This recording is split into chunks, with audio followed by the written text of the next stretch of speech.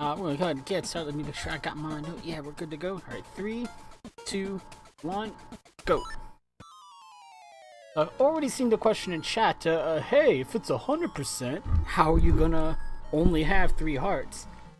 So we'll go ahead and answer that question right here at the top. I am playing on a ROM hack version of Link's Awakening. The only change that's been made is that heart pieces and heart containers simply don't work. You can pick them up, the text box appears, it keeps a count for you, yay, happy times, but you don't actually get any extra hearts for it. All you really get is the heart refill. Oh god, I got the first screen warp right there. You have no idea how nervous I was about missing that very first run. Like 30 seconds into the run, you already missed a trick. That sets a bad tone for the rest of the run. But what we're doing here is a fairly simple trick that I'm making look a little bit difficult here, called screen warping. It's not frame perfect, it's pretty easy to do. You just want to open up the map screen just as you move from one screen to the other. As you can see, Link will stay in place, but the room will change around him. So instead of entering from the... Yes. Up the volume of the stream a bit. What do you mean, up the volume of my game a little bit? Not quite sure what you mean with that. I still cannot talk in Discord for whatever reason. You need me to talk louder, and you need my game audio a little louder. I'll go ahead and do both of those. You get to this text box here, that would be a good place to stop.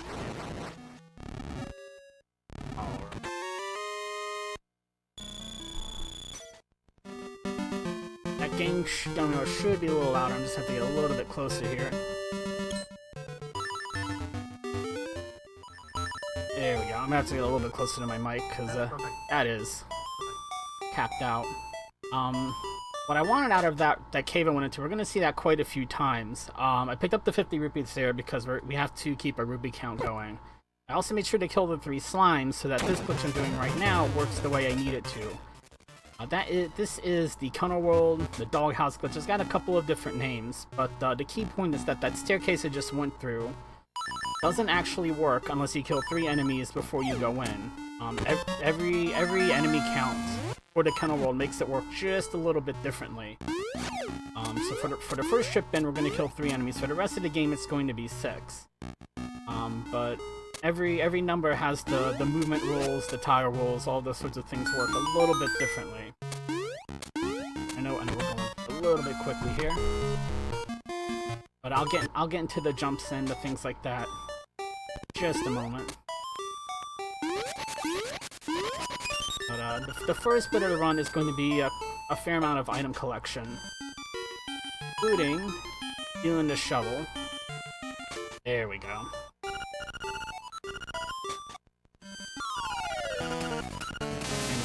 Does not like it too much. Mab is very upset with you when you steal, so when you go back inside, you do end up taking a death.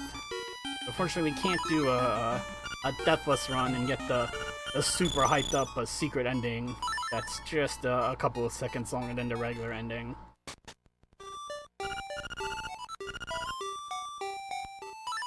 Try and screen warp south here. Couple of rooms. Be able to get over here, because I need to kill 6 enemies for the Tunnel World again. And if you're wondering why I'm killing poor Grandma here, it is because I screen warped over the loading trigger for the sprites, so it just hasn't loaded in the right graphics yet. So unfortunately, our nice young lady over here is gonna get whacked a couple of times. It's okay, she'll be back. Oh, I missed that screen warp. Okay, we're gonna come up here and do a little bit of fishing. This is the first fishing it's the first fishing minigame in the Legend of Zelda series. And you see it's very, very simple. I didn't catch that fish. Look how close that fish is. It didn't get caught. He went all the way out of bounds. Alright, well that's never happened before. That's fine. Whatever. The only fish I really want is that big fat one that's kind of underneath my feet, because he's got a piece of heart that I want to need to grab. Stingy, get over here. That's like the worst fishing minigame I've ever had in my life. That's okay. And you can save and quit out of that last text box. So just you move freely. You can move to the right. And up in here, you can get your second seashell. And we still killed 6 enemies, so we're all set to go for another trip through the Kennel World. This time we're going to head towards Dungeon 3 to go get Pegasus boots, because they let us go fast.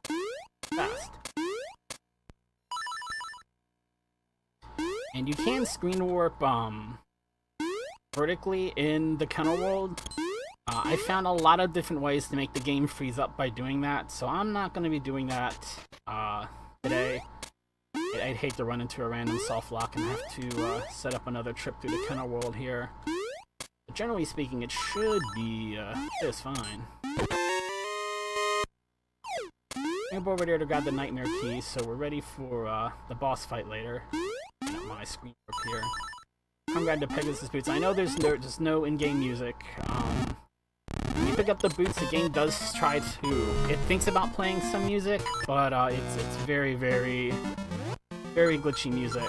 That's very hard to listen to. It's just noise, really.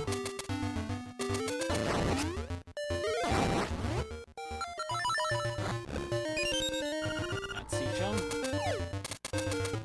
Sword again. Set up another trip into the Kennel World to go get, what are we getting? The flippers in Dungeon 4. Well, we're gonna see this cave quite a few times, but it should be the last time for a little while. 5, 6, that's everybody. Ooh.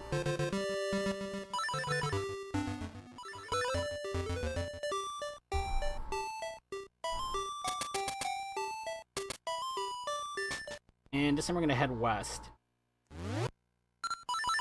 And this particular, the screen warping glitch only works in the original Game Boy version. Ooh. Get off that wall there. But the Kennel World works in both versions of Link's Awakening, this version and the one that's on Game Boy Color, but it works very, very differently.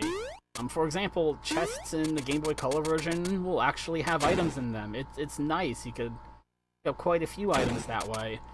In the original version, all you end up with is very glitchy music and a bunch of text. Unfortunately, so we can't do too much as far as getting items, but the stairways and things like that still work. Oh. Come on, caught on the quarter in there. There are the flippers. And I missed, right at the start, right after I picked up the sword, I missed a screen warp earlier, so I have to go pick up the Ocarina now and take a slightly longer way to Dungeon 8 here, because I didn't actually unlock the warp zone by Dungeon 8. We can show off here. Hello. Show off, there it goes.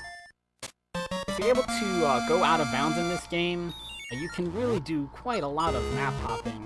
If you played this game before, you know that those two rooms are nowhere near each other, even on the world map. The game is actually broken down into 4 16x16 maps, if I remember my facts straight. And a lot of the caves and things are just mashed together, kind of like puzzle pieces. And they're not actually meant to be traveled through out of bounds, obviously. You can really cut the map in half by doing that. The nice thing about going the kind of long way to Dungeon 8 is I can pick up a potion here kind of early.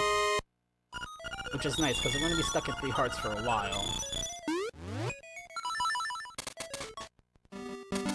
Nice. Slip. That too. Pick it up. Grab this piece of heart. I just gotta remember my piece of heart count's going to be off compared to my notes. Link does not want to run today. Come on, buddy. Let's go.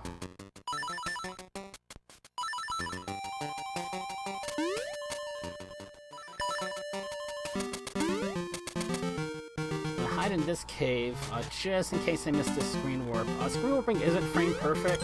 If you're trying to go through a wall, your timing is very, very important if you don't want to be stuck in said wall.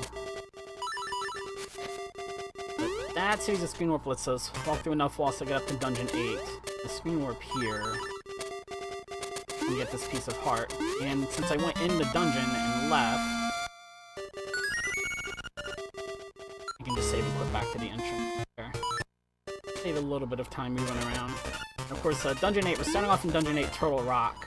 Ooh, and you see my time was a little bit off, so you might have seen Link move just a little bit before the map screen appeared, so I couldn't actually get through the wall. Let me go ahead and get this Bueno out of my way. You can screen warp yourself all the way to the Fire Rod room. The best way to get back to the boss room is actually to go back and go through the back entrance again. Up, over. You see that this little bit of ground I'm walking on is not really accessible any other way. Game audio is a bit loud, absolutely. I can do that. Let me find Alright. And Fire Rod. I'm gonna super jump into the boss room here, skipping the need for the Nightmare Key. And Hothead here is fantastic in reverse boss order, regardless of whether you're doing 3-heart run or not. I'm just gonna let him reset there. I didn't get the shot I wanted. Because if he touches you, or if his little splashback hits you, that's 4 hearts of damage, and we have 3 hearts. So that's bad math right there is what that is.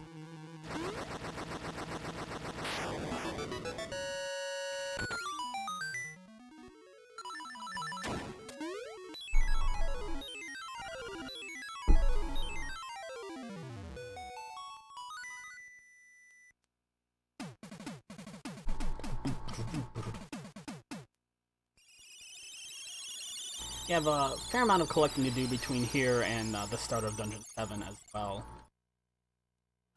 And we'll get to show off more of how different the map is as far as the game data is concerned, as far as it is in memory versus how it actually plays out. We'll start to see that right down here in this cave.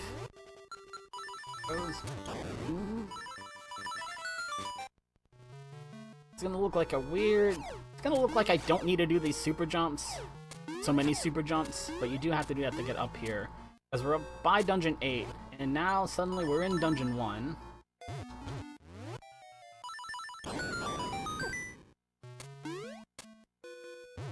Grab the secret chest here in Dungeon 1 that's got a secret seashell in it. If we go north from here, we're no longer in Dungeon 1. We're actually out in the moat by Camelot Castle. If I go up that staircase, I'm totally soft locked though, so don't want to do that. I'll show off where that's supposed to be later on though.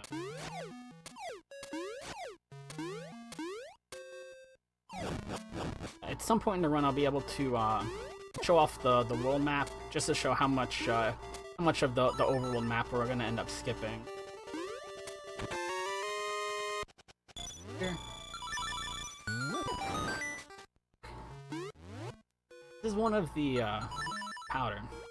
One of the 3 shrines here you can get to upgrade your inventory, so you can carry twice as much, you know, ammo, arrows, bombs, magic powder, those sorts of things. One of these is far north in the map by Dungeon 8 where we just came in. There's one in the forest, kind of middle of the map on the west-hand side. And there's one very far south in the world map. But as far as the game data is concerned, they're all right next to each other. You can just cut through the wall and get all 3 of these back to back to back. And it doesn't just double your carry capacity, it also fills up your ammo for you. So just barring something catastrophic, there should be enough ammo for everything for the whole run.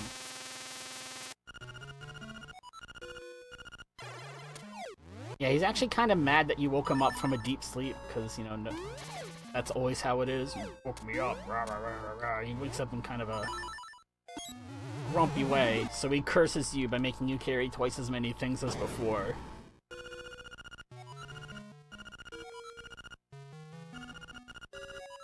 It's a hardy adventurer. I'll take that curse on any day. Since I skillfully dodged all the staircases, I can just save and quit and go back. But if I do happen to hit that second staircase, it leads out into the forest where I have to do a couple of things anyway, but a little bit more efficient if I do that a different way. Come on, Link! Don't hit me. Okay. Now we're not gonna stay in bounds in this cave either. We're gonna do some screen warping here on these cracked tiles. which is fun because when you screen warp, the timer for when the cracks open up doesn't reset.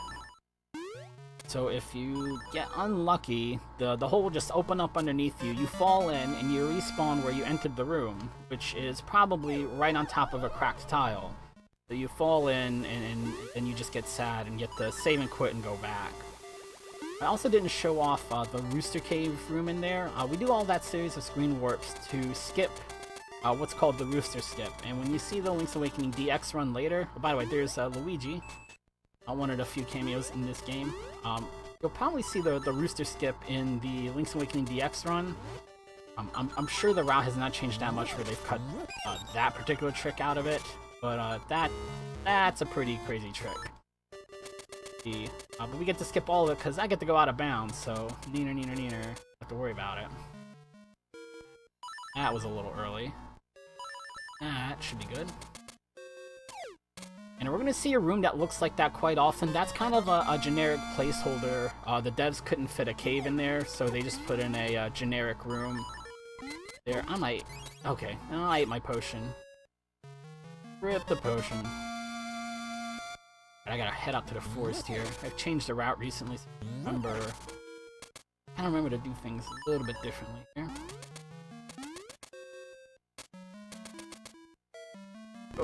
Go!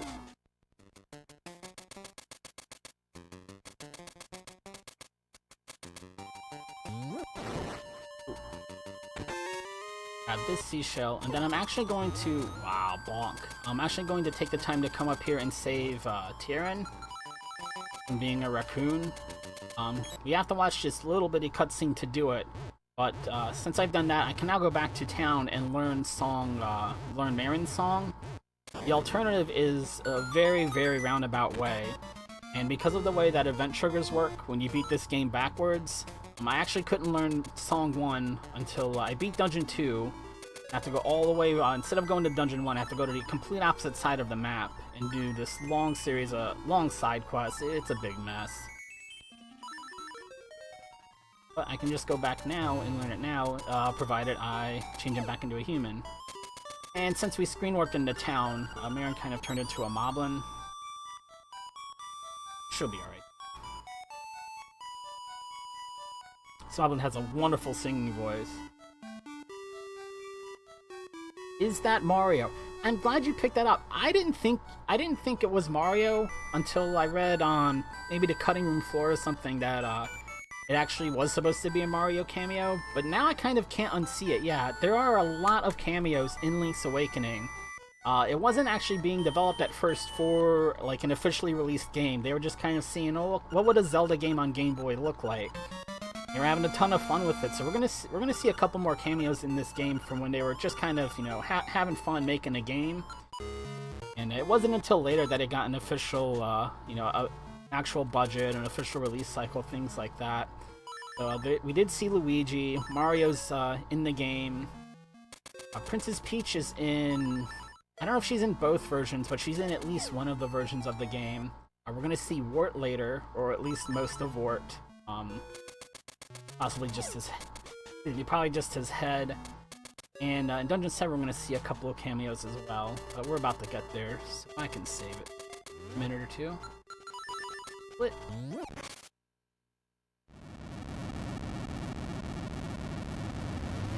I think Princess Peach calls herself Christine in Link's Awakening. There's just a picture of her that somebody sends in a love letter, if I remember the story correctly. And we're over here to the side. Oh, I forgot that one. You can see right there is a Goomba, as well as something that looks like a Kirby. It's called an anti-Kirby in this game, but he does exactly what a Kirby would do. He tries to swallow you up and spit you out to deal damage. That instead.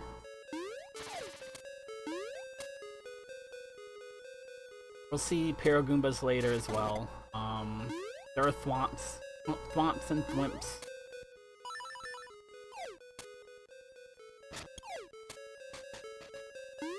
I'm grabbing this mirror shield simply because it's 100%. We've actually already cleared the thing that you would want the mirror shield for, which is to get into Dungeon 8. You see this pillar and that cannonball. If you've played this game before, you probably have fond memories of Dungeon 7 being a real pain in the neck. Where you have to grab that cannonball and go knock down all the support pillars to cave in the roof so you can get up here. The alternative is just to go out of bounds. You don't have to do any of that. There is a different skip for that lets you stay in bounds for the mainstream category we're going to see for Link's Awakening DX. That uses, of course, bomb glitches, because it's just not a Zelda speedrun if you don't do a glitch that involves bombs, apparently. There's a slightly faster way to do this, but I don't want to risk taking a hit and falling down and having to do this dungeon again, so I wimped out. But if you can time your hit so you hit the head of the condor right when he's going over the ladder, when he flies off the top of the screen, he actually, the sprite actually is just off the bottom of the screen. You can just shoot down to the bottom of the ladder and hit him much quicker than that.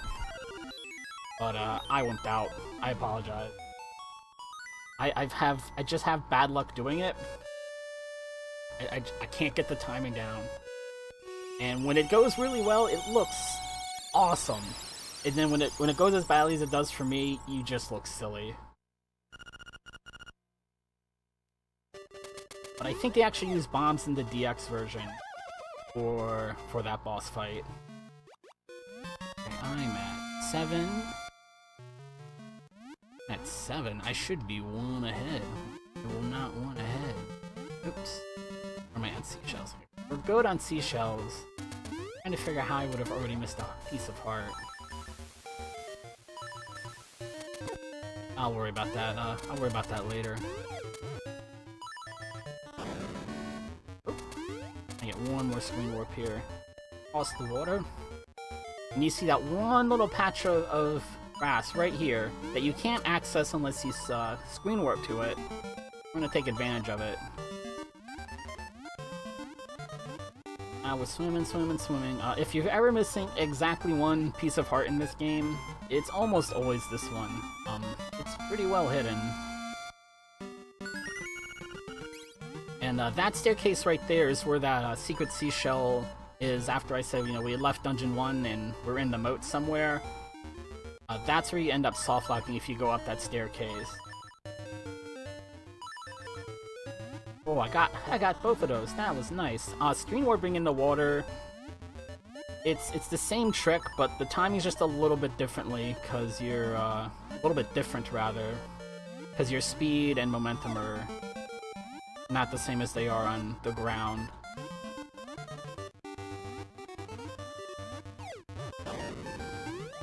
Ooh.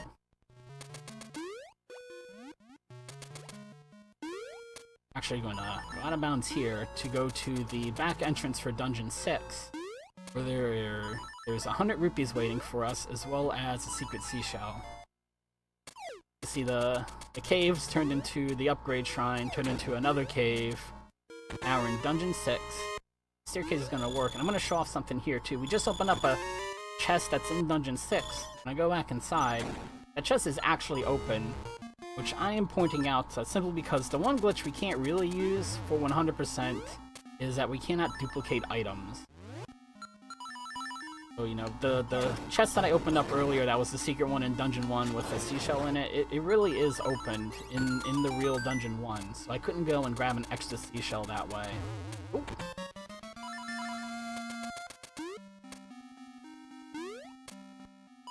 I'm gonna have to grab 20 different seashells.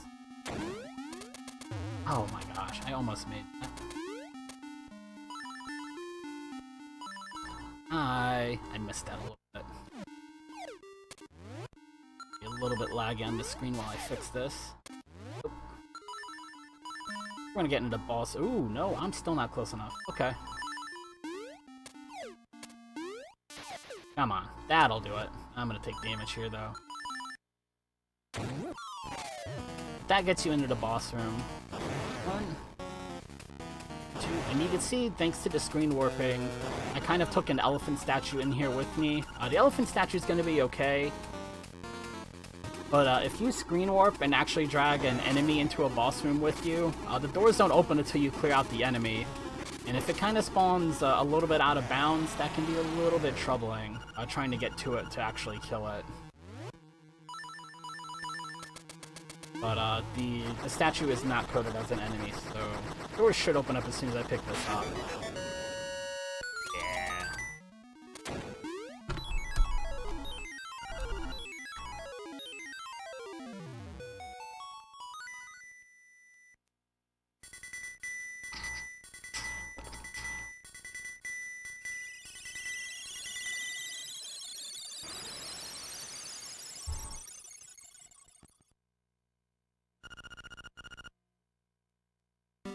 See, not only do we not even have the Dungeon 6 key, but the door's still not open. We're gonna grab the Dungeon 6 key much later, but we're not gonna bother to unlock the dungeon. For Dungeon 6, if you beat the dungeon and it spits you out at the entrance, you can walk away. But for Dungeon 7, if I warped into the dungeon without opening the front door, it'll just spit you out into the tower, which is closed without a ladder. And you're just soft blocked there inside the tower. Unless you have the ocarina. Warp yourself. Where am I going? Actually change the item there. There we go.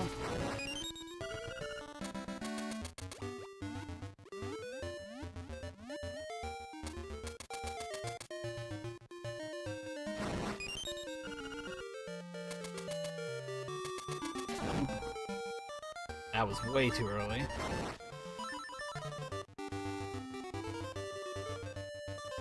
Come on.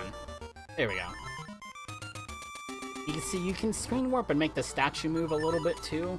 You can get underneath there early. But it's just like Dungeon 7. If you get in there without moving the statue, when you leave, the statue's going to be right in the way. This is the one time we're going to use the bomb glitch in this category. Called the bomb trigger glitch. My name for it did not stick.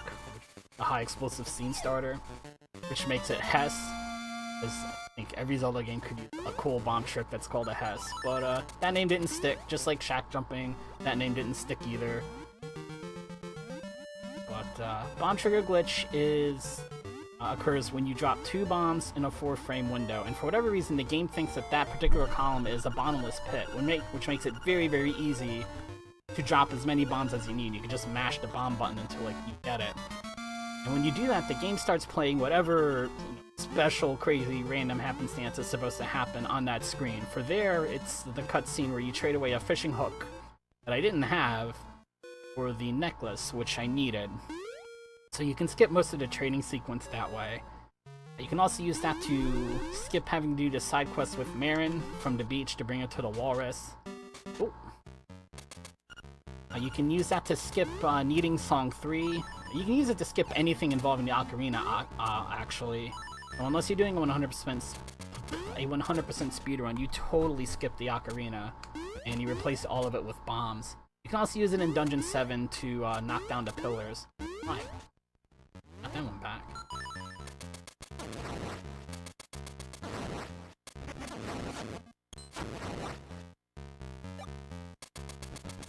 Being a very tiny game,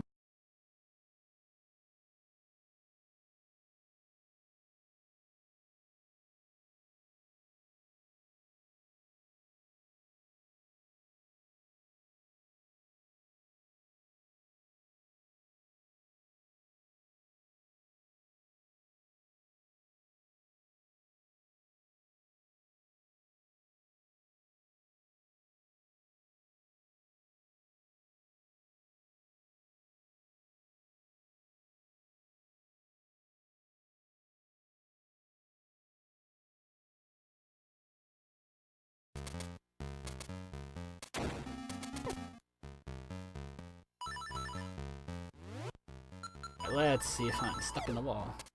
Rather stuck in the chest. Screen warping in here is not worth it. I should have just taken the hook shot and gone the other way. Where's the fuck?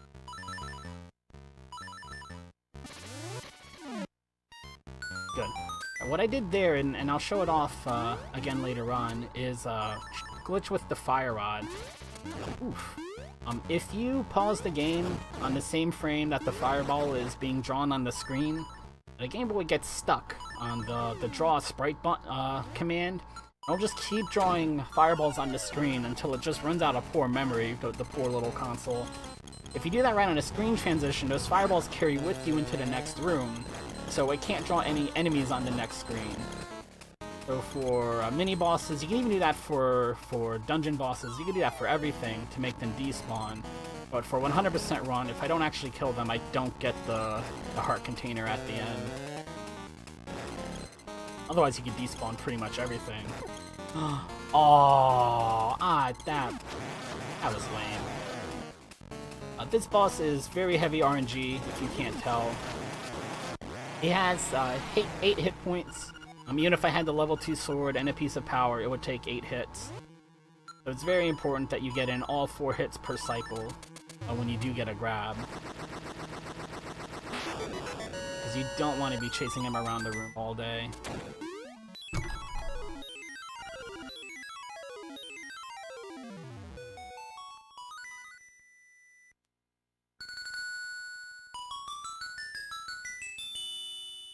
Alright, from Dungeon 4... No, Dungeon 5 to Dungeon 4. A couple of items to pick up. Including the boomerang. And now that we're done with the Dungeon 5 boss, we're actually finished with the hook shot. I don't need it anymore, so we're gonna be turning the hook shot away for the thing when we get there. I do still need the shovel.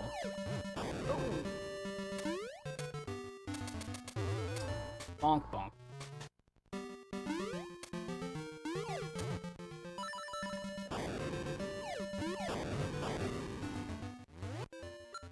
Shovel, shovel, shovel.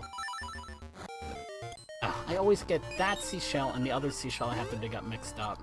Or as which one's against the corner and which one's one off from the corner. Where am I going? Going the wrong way as well.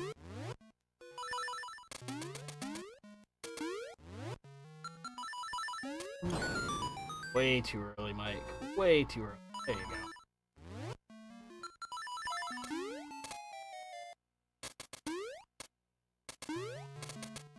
You see, you got under there, but you can't actually leave. The statue keeps you stuck there until you can move it. And also, the Lens of Truth doesn't appear here until you actually turn into mermaid scale anyway, so you can't skip the whole trading sequence that way.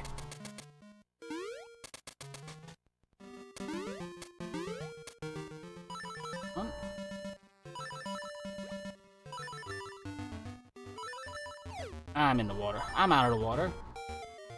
Nice. Okay.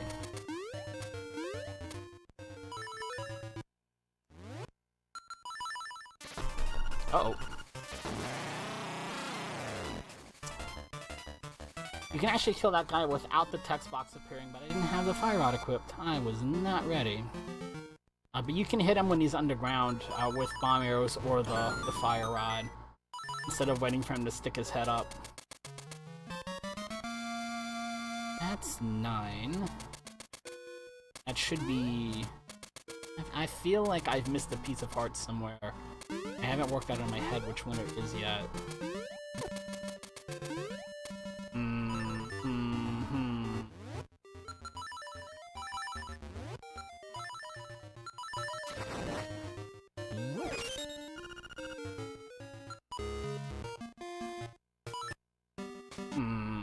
I don't know which one it might have been. And it may not be any of them. May have just pulled the wrong notes up. Ooh, I wanted to get a screen warp there. Come to my little safe corner here and not get stuck, hopefully. Where is the hook shot? Because we're going to trade that. Oh, get out of the way, fishy. There is the boomerang.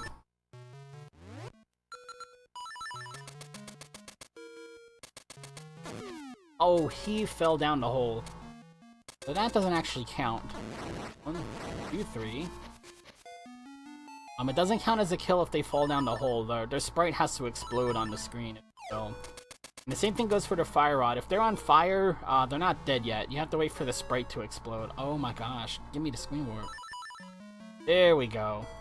Because now we just went from the far east to the far west side of the map. Now we're back in town. 3 more kills. I kind of rolled. Oop, that is the boomerang. That doesn't do. 1, 2. Let me move. 3. That should be 6. We'll find out very quickly if it's not 6, because I won't be able to move through these tiles. I think we're good to go.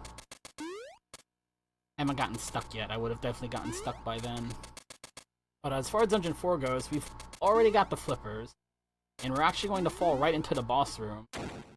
We're not going to be here for very long.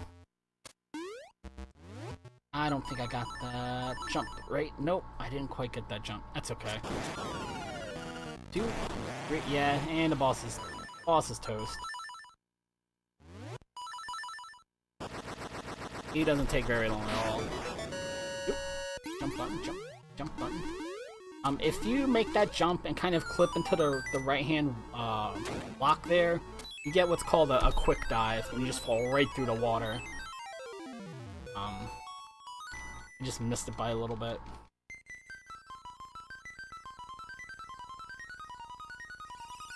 Doghouse glitch is definitely one of the easiest Zelda glitches ever, and it's very, very interesting. There's a lot you can do with it in both games. If you do the doghouse glitch and you haven't actually killed any enemies yet, instead of taking you to the counter world, it actually teleports you into the middle of Gopongo Swamp. I think I missed this one too. No, we're good. Link's a little bit higher than I want. Yeah. If you're slashing while this... I'll let the song play out and then I'll...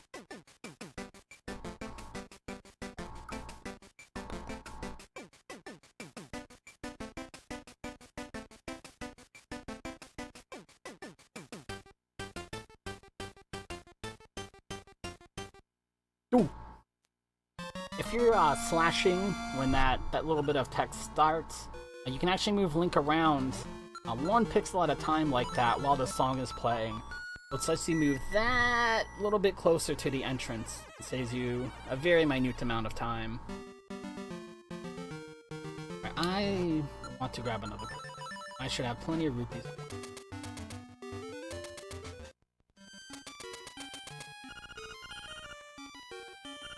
Yeah.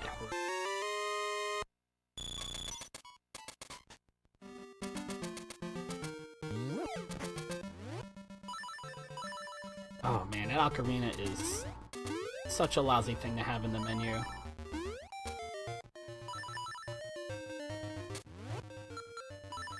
Rod, where's the shovel? Shovel. The shovel button didn't shovel. Oh, there we go.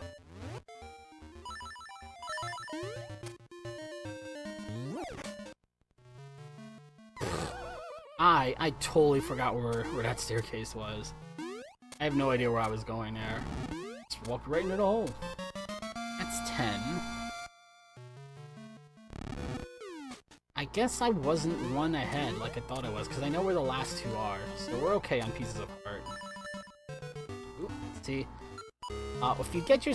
I don't know if I talked about this in this run. If you get your screen warp with just the wrong timing, Link moves a little bit, and he's not right there on the screen transition if you're trying to go through a wall. Go.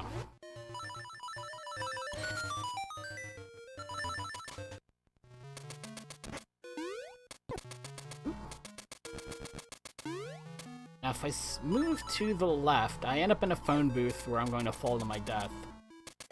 That's no good. That means I can't screen warp into the room over here like I'd like to. I think if I go either to the right or south of this room, I'm actually back at the fishing boat where I got the air quote necklace, air quotes, earlier on for the trading sequence.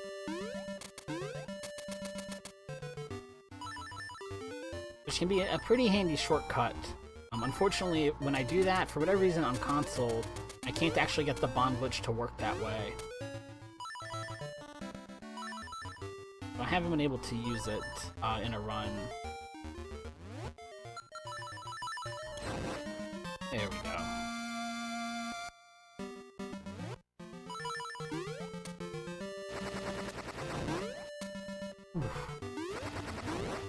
Would not believe how many times I missed that little two-gap jump. How many times I've Kobe'd it. I save and quit at the start of this cave because there's a lot of ways for me to soft lock here. If I make a wrong movement, if I fall into the wrong pit, there's a lot of ways it can go wrong.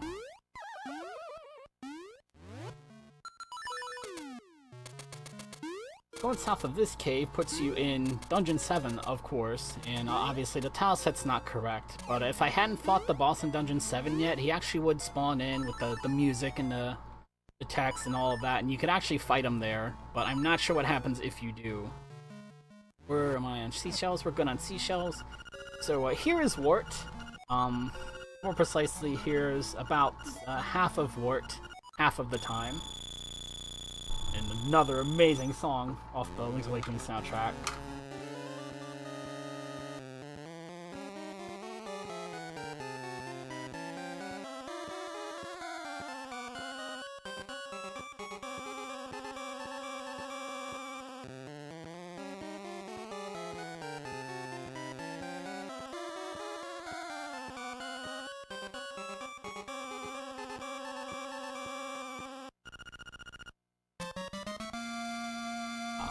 For whatever reason, if I enter this room from any other direction other than the top or through that staircase, the game will immediately freeze. It just doesn't like you doing that. But if you notice in the top left corner of that room was a cracked tile. So if I... here goes another potion. If I were to enter in the very top left corner, while the song is playing, I would fall through the hole, take fall damage, respawn on top of the hole, and just be stuck in that loop until I run out of hearts. Then when the song is over, you game over, you don't get the song, you lose your 300 rupees, and that's pretty much the end of your run. For a multitude of reasons, not the least of which is 300 rupees is a lot of rupees to make up. I'm gonna show off the fire rod glitch in this room again, in case you missed it earlier. Did go kind of quick through it. You're waiting to see a little bit of lag when the menu opens. Like that. And there's no enemies in the next screen. They just simply couldn't spawn. There is no room for them. Two. I didn't get the second one. That's alright. We'll just run through it.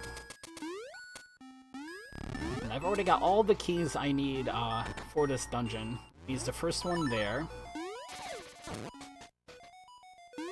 I'm not gonna need a second one.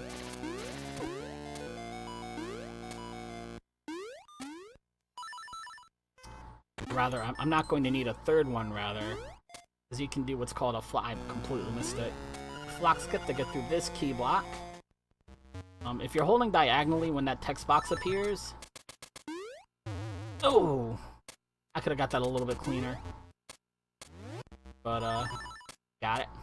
Down.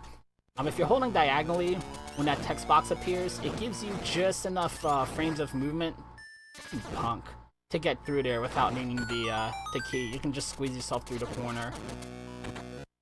And you're definitely not meant to have the fire rod for this boss. So he's just not ready for this. Now you still need to use the sword to split them up. But once you do, these only take one hit each from the fireball. From the fire rod. That is not the boot.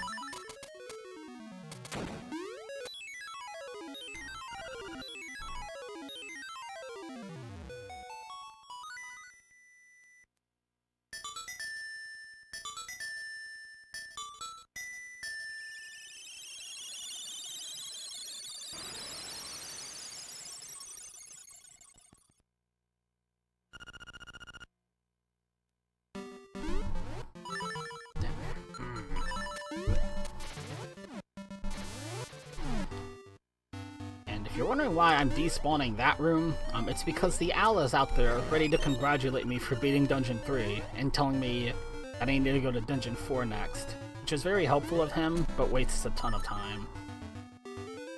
That is not the tile I wanted to do that on. Heyo.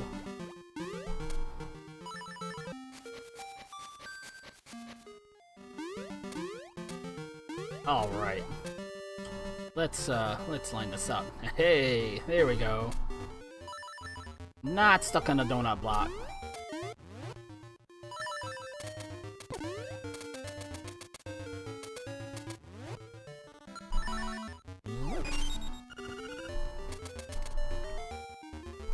Oof, there we go.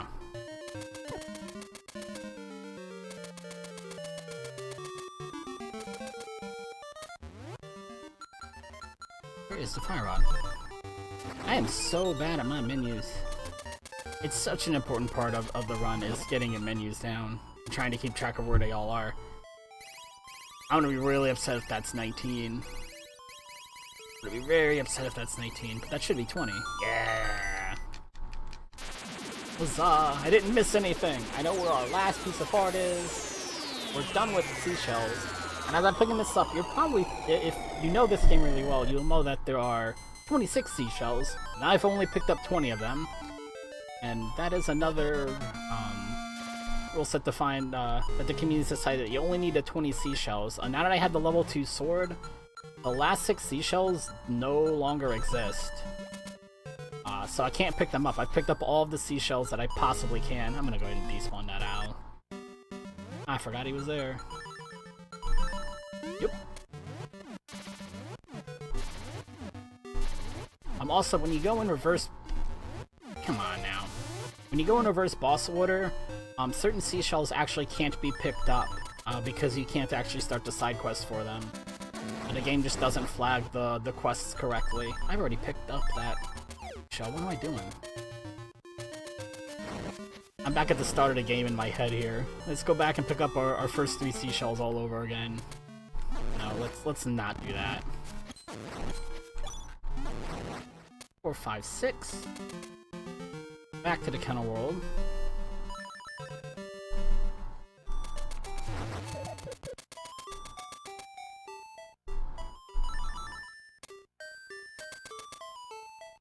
Oh, left, down. There we go. I've done this before. There we go.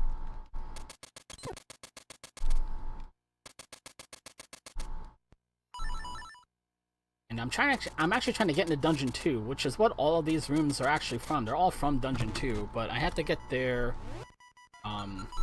inbounds to be able to do to get to the boss fight. Wow! Total whiff. Strike 2. Come here.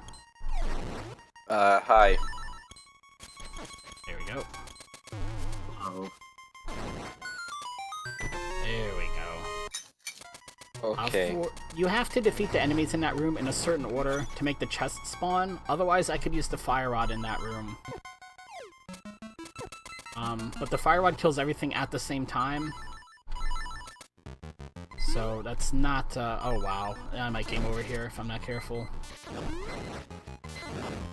Go away. I'm just gonna go ahead and grab the small key before I kill myself needlessly. Like I just said, I jumped right in the hole. Like, just jumped right in the hole. Just plop, fell right in. I can't believe that just happened. Alright, so we're gonna go back into Dungeon 2 now. I jumped right in the hole. Like I meant to do that. It looked so intentional. That's amazing. Alright, so we're gonna get to see plenty of Dungeon 2 today. Huzzah. Huzzah. Jumped right... I don't even know why he jumped diagonally. He was just like, yeah, I'll go this way now. Can I get a screen warp, please? Thank you.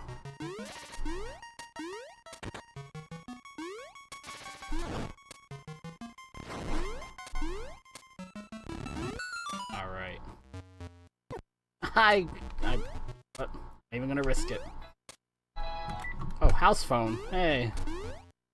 Who still has landlines, right? Sorry about that.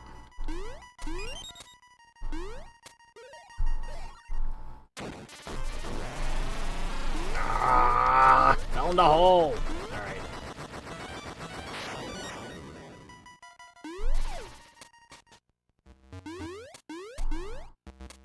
Alright, so we just got out of the Kennel World. This is where you enter Dungeon 2 from the Kennel World and defeat these bad guys in the right order. Makes a chest spawn. No.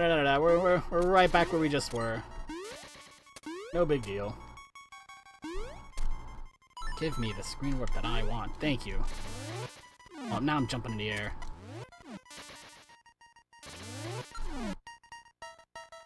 There we go. See, and then the small key that got me killed, I ended up not needing it anyway. Boom. Boom.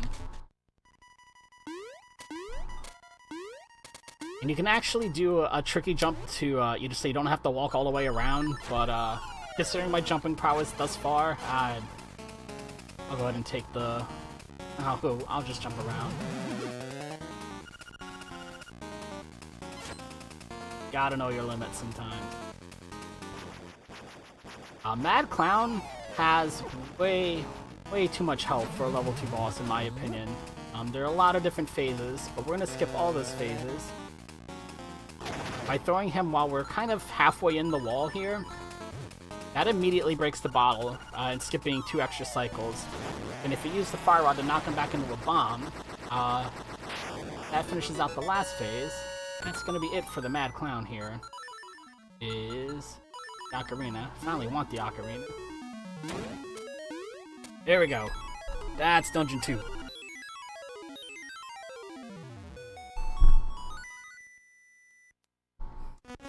Just like it's drawn it up. Just like you drew it up.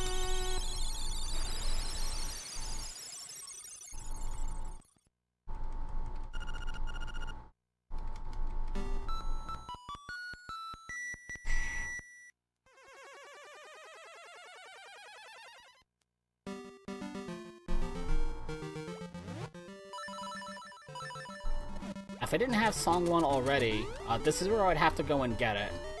But the process for it would be to go to the beach, we pick up Marin, because for whatever reason you can't actually get the song if you do the skip. So I have to go all the way to the beach to get Marin.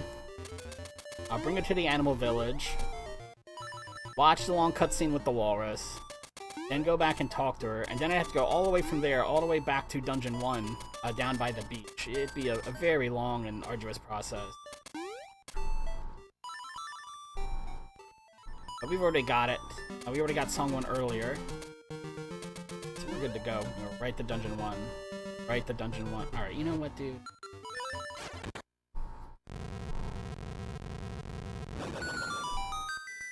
I'm cooperative today.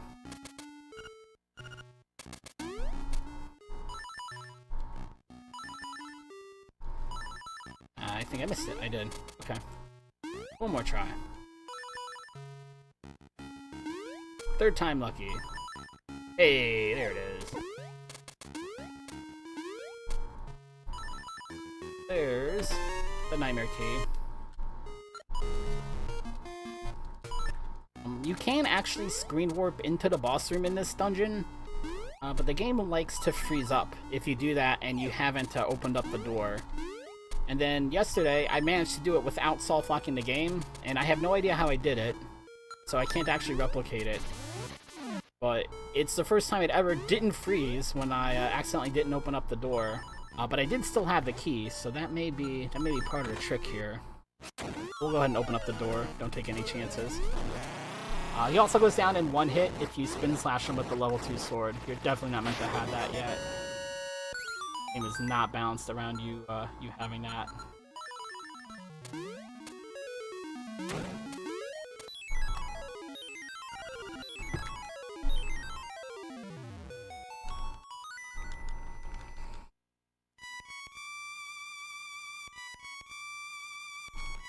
That's all 8 instruments.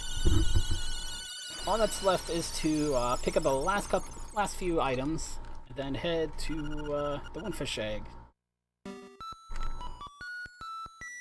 We need one more piece of heart. I'm hoping. You can't actually check your piece of heart count. Sadly.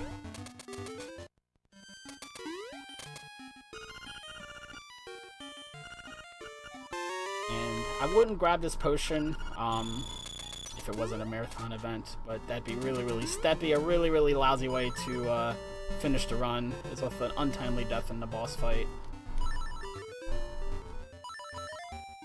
Can I get Screen Warp I want here? See, if you don't get it on the first couple of tries, it's better to just run through it, and sometimes you just get hard-headed about it.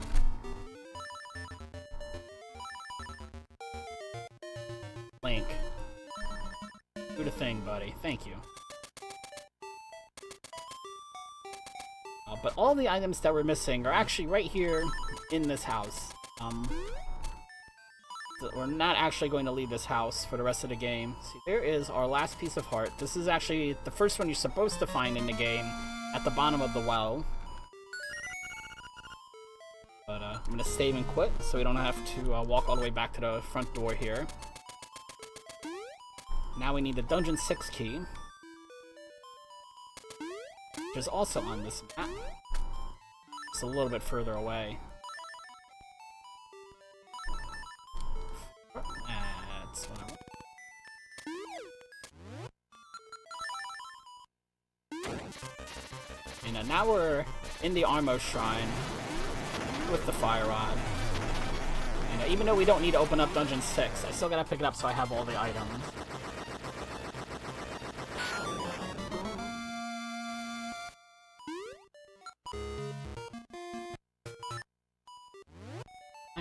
That's everything. Now we're gonna head to the final boss, who's actually one screen up from that spot right there, but it's just like the Rort's Cave. If I actually go in that way, the game will freeze up. So we don't want to do that. But if you come over here, here's the regular entrance.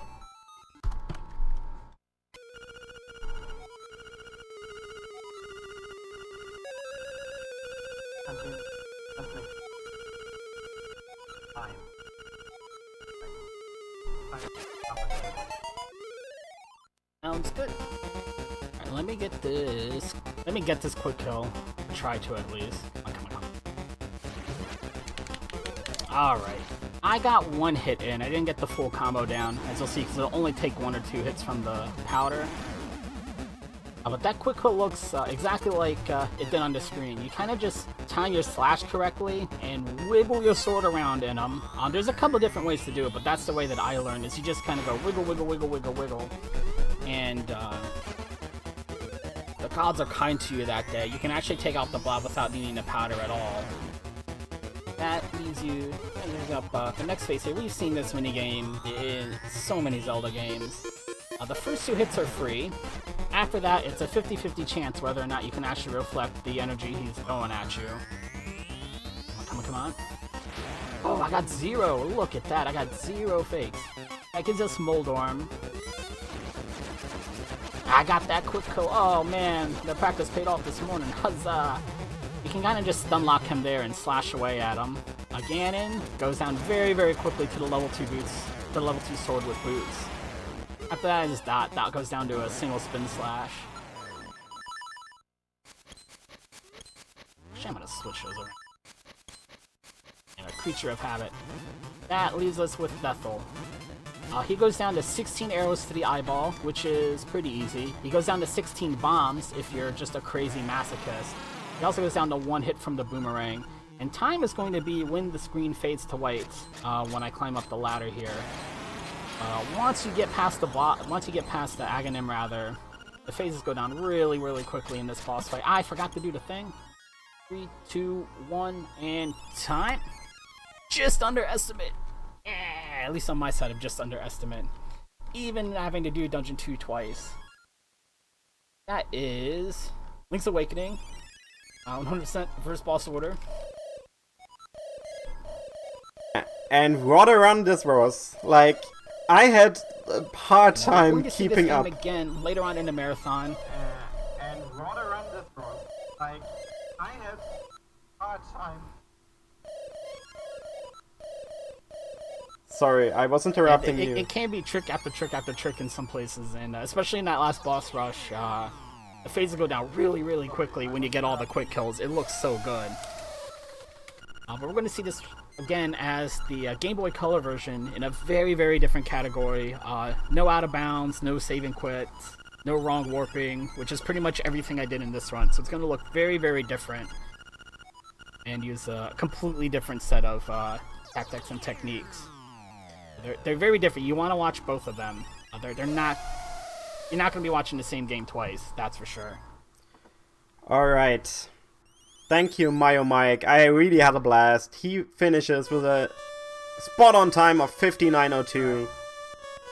And with this, I thank you, and we go into the next break. And upcoming is our first race of the marathon, A Link Between Worlds. Heretiman and Romulus will be there. Thank you again, MyOhMyke. And we will drop over to the break screen. Switch the run.